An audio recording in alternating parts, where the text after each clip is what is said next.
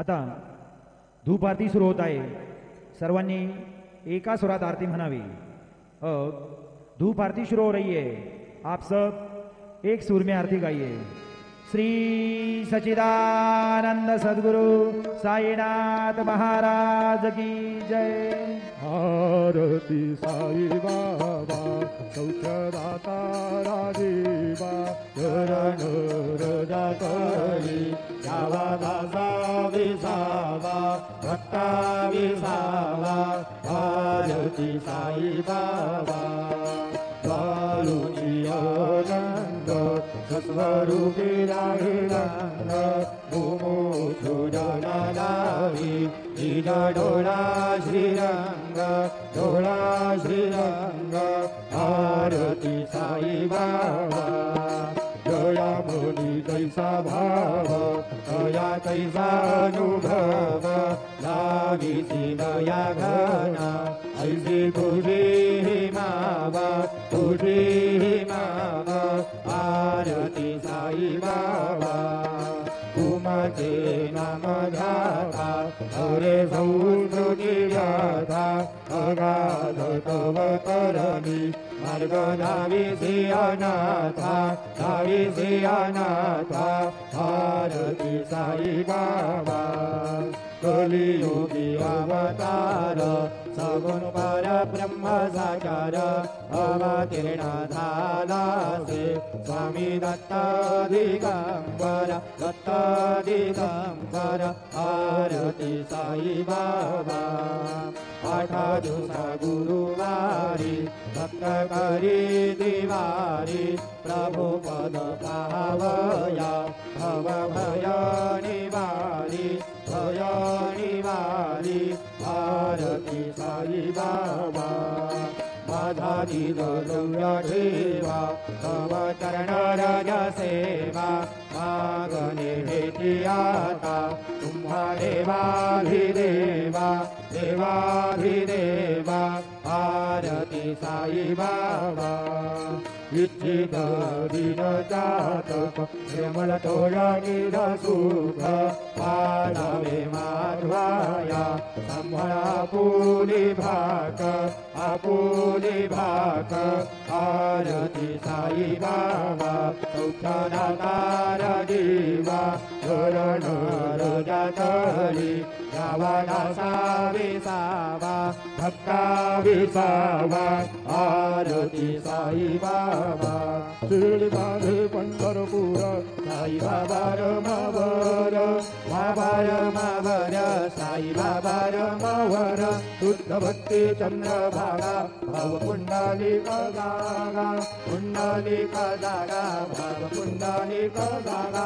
Yahoo Yahoo अवघे जन करू बाबा श्रीवंदन साई श्रीवंदन करू बाबा श्रीवंदन.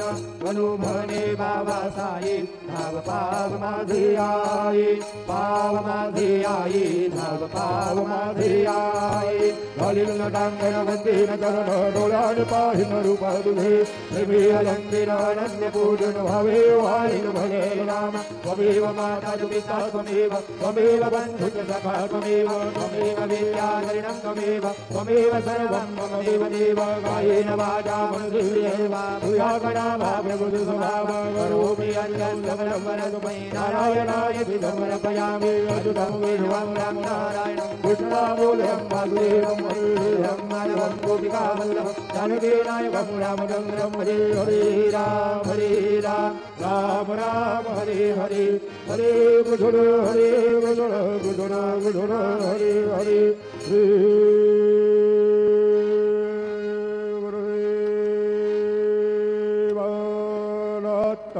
अनंता तुला ते कसे रे स्तवावे अनंता तुला ते कसे रे नमावे. अनंत मुखांचा श्री शेष गाथा नमस्कार साष्टांग श्री साईनाथा स्मरामि मणित्वात् परानित्यभावे पुरावे करे भक्तिसाठी स्वभावे करावे जगातारुणी मायताता नमस्कार साष्टांग श्री साईनाथा वसेदो सदा नावयासं कलीला दिशेयाज्ञलोकां परिदो जनाला परियन्दरिज्ञान कैवल्यदाता नमस्कार साष्टांग श्री साईनाथा वरालाधला जन्महामानवादा दरासार्धका साधुभूत साचा धरुसाई प्रेमा कराया हंता नमस्कार साष्टांग श्री साईनाथा करावी करे सान अलभग्नवाला करावी अमालम्य चुंबो निकाला उदिगाल प्रेमे कराग्रासाता नमस्कार साष्टांग श्री साईनाथा सुरादी गजांच्या पदावंदिताति सुखादी गजाते समानत्व देते प्रयागादि तीर्थे पदीनं रहोता नमस्कार साष्टांग श्री साईनाथा तुझा जा पदा बाहता गो बबाली सदा रंगलेचे स्वरूपी मिळाली परिरास क्रीडा सवे कृष्णनाथा नमस्कार साष्टांग श्री साईनाथा तुला मागतो मागणे एक जावी करा जोड जोडेन अत्यंत भावी मोहिनी राजहातारी आता नमस्कार साष्टांग श्री साईनाथा ऐसा ये वासाई दिगंबरा अक्षय रूपावतारा सर्व व्यापकतु कृतिसारा अनसुयात कुमारा बाबा ये वा काशे स्नान जपा प्रतिदिवसे कोल्हापुर भेक्षेसी निर्मल नदी तुंगा जलप्राशे हृदयाहुरदेशी ऐसा ये वा डोळे लोंबत सेवाम करे त्रिशूलमरोधारे भक्तावरद सदा सुखकारे देश मुक्ते धारे ऐसा ये वा मुकुट शोभतो माता ऐसा ये वा तत्पर तुझाया ध्याने अक्षय दंडे सदनी लक्ष्मी वास करे दिनर धने रक्षति लंकन वारुणी ऐसा ये वा या पर ध्यान तुझे गुरुराया दुष्ट करे नयनाया पूर्णानंद सुखे काया लाल से हरि गुण गाया ऐसा ये साई दिगंबरा अक्षय रूपावतारा सर्व व्यापक तू सारा अनोस्वयात्र कुमारा बाबा ये राजस्वरूपं चिदानं सकन्दं जगत्समूहवस्थान संहारहेतुं स्वभक्ति क्षयामानुसमुदर्शयन्तं नमामीश्वरं सद्गुरुं साईनाथं भवद्वान्तविधवौ समार्ताण्डवीर्यं मनोवागतीतं मुनिरधानगम्यं जगद्व्यापकं निर्मलं निर्गुणत्वा नमामीश्वरं सद्गुरुं साईनाथं भवाम्भो विमगनापितानां गणानां स्वपादाश्रितानां स्वभक्ति प्रियाणां समुद्धारणार्थौ कलौ सौ भवन्तं नमामीश्वरं सद्गुरुं साईनाथं सदानीं नरुक्षस्य मूलाधिवासात्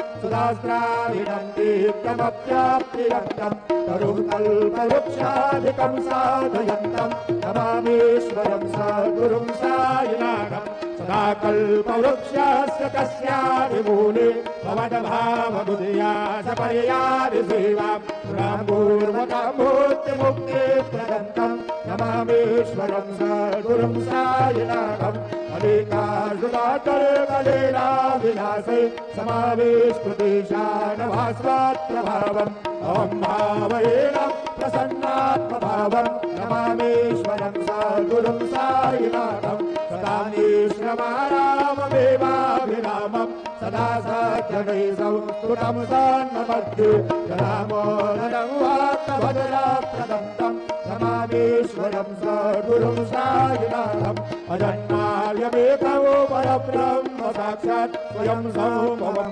राममेवावतीर्णं भवद्दर्शनात् सौमुलेन प्रभुवं रामेश्वरं सद्गुरुं साईनाथौ श्री साई सकृपानिधिखिलनुनां सर्वार्थसिद्धप्रदः युष्मत्पादरज प्रभावमधुरं महता विभक्ताश्रमः भगवत्या शरणं कृताञ्जलिपुरः सम्प्राप्नोऽस्मि प्रभु श्रीमत्साई परेशपादकमलान् नार्यच्छरण्यं मम साई रूपधराघवोत्तमौ भक्तकामविबुधध्रुवं प्रभु माययो महदचित्तशुद्धये निन्दयामहर्निशम्मुला शरत्सुधांशो प्रतिमं प्रकाश कृपादपाद्रौ तव सायिनाथ मदीयबालाभ्यसमाश्रितानां स्वच्छालयातामपा करोतु उपासनादेव सायिनाथ स्वयंवयोपासनिनासुदस्त्वं रवीन्मनोन्मे तव पादयुगमे शृङ्गो यथाब्दे मकरन्दलुप्तः अनेकजन्मार्जितपापसंशयो भवेद्भवत्पादसरोजदर्शनात् क्षमस्व सर्वान्नपराधपुत्रका प्रसीद साई सद्गुरुदयानिधे श्री साईनाथचरणामृतबोधचित्तात् तत्पादसेवनरता सतदञ्जभक्त्या संसारजलीयदुरितोधविनिर्गतास्ते वैवल्यधाम परमं समवाप्नुवन्ति पुत्रमेदत्वभिर्भक्त्या यो नरस्तन्मना सदा सद्गुरु साईनाथस्य कृपापात्रं भवेत् ध्रुवं रुसो मम प्रिया विकामजवरी पिताहि रुसो रुसो मम प्रियाङ्गना प्रियसुता तजाहि रुसो रुसो भगिनी बन्धुहि ससुरसा सुवाहि रुसो दत्त गुरु साई मा मजवरी कधीहि रुसो पुसो न सुन माहिता मदन भ्रातृजाया पुसो पुसो न प्रिय सोयरि प्रिय समे नापि पुसो पुसो गुरुधना सखा भजननाथ बन्धु पुसो हरि न गुरु साई।